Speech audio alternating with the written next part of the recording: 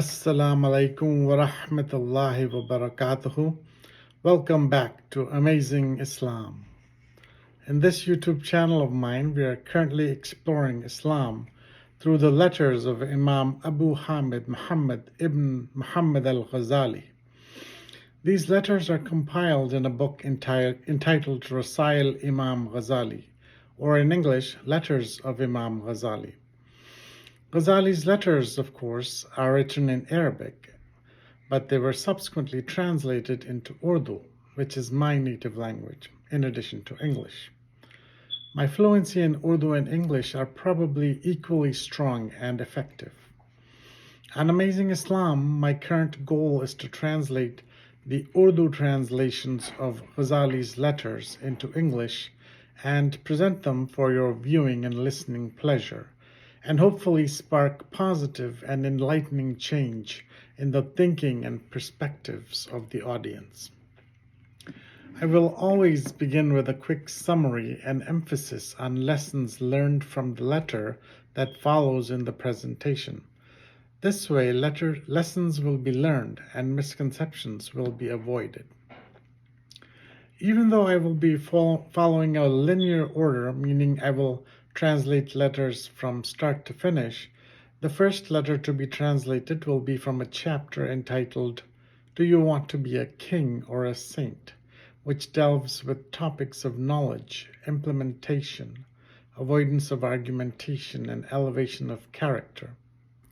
I happened upon this letter by both chance, destiny, and my own pursuit, but I think it's a good way to jumpstart the channel. In the letter, one learns about the importance of knowledge, ilm, and its implementation, amal. Knowledge acquisition is a crucial responsibility of all humans, but it is empty and destructive without guided implementation.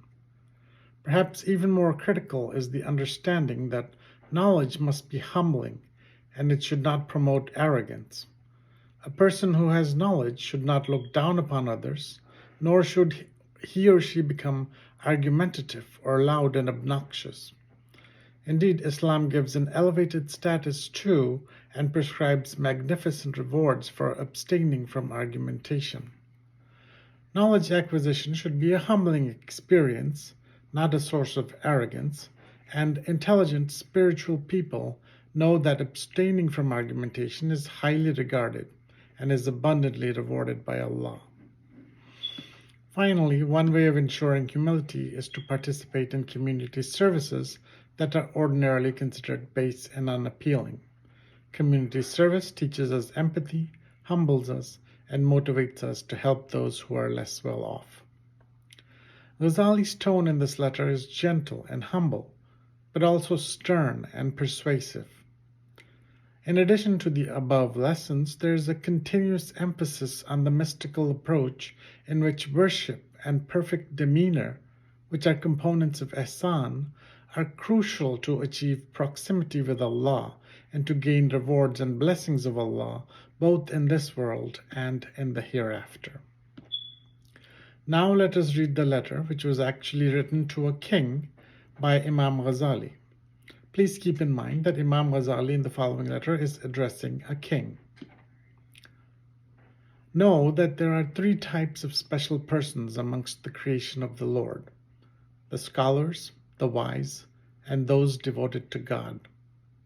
The scholar is the one who learns and implements the external sciences, upon which basis the exalted Lord rewards him or her with knowledge of the hidden realms, like the knowledge of divine love, knowledge of how to please the Lord and achieve His approval, knowledge of predestination, dispersal of darkness, meditation, knowledge of how to be mystically seized or diffusive, etc.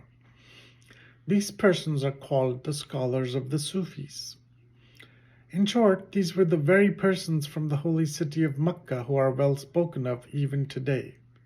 These persons were unlike those who were immersed in superficial knowledge and lust, and who have adopted deceit as their way of life, and who hold strongly to external principles, and who are enamored by the superficial. They have left the fold of propriety. They claim to want to save religion, but they are losing religion. They hold logic close to their heart and believe that knowledge of jurisprudence is useless and a waste of time. Their entire interests are based on singing and dancing and storytelling. They don't discriminate between right and wrong. Their faults are so great that they have forgotten our beloved Prophet. They have left the elevated status of spirituality and are busy with the hassles of overeating. They place their prayer mats for show and have completely forgotten God, their Creator. In short, these are the very persons in whose ignominy a hadith was reported that God the Exalted will remove their clothes and hang them on the doors of heaven, and will write upon the clothes that these are the clothes of deceit and dishonesty.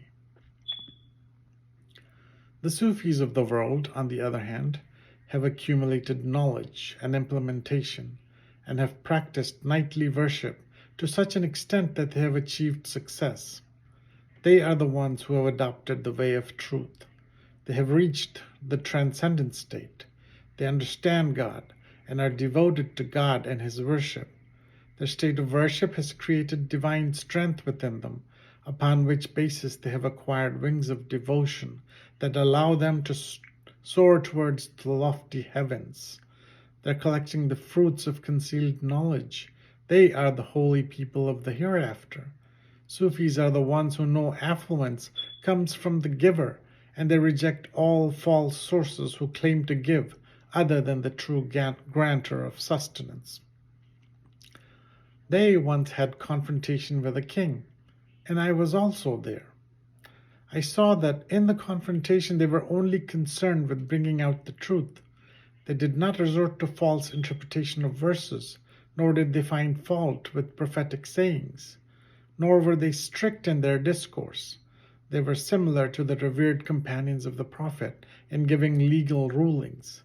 In fact, they used to say that your greatness is worthy of imitation, and we are big scholars that are immersed in worldly ornamentation and preparation. Now you yourself can see the difference in these residents of Taif.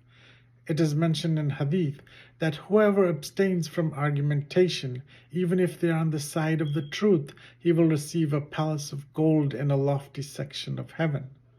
So we neither have a palace, a throne, or heavenly women reserved for us.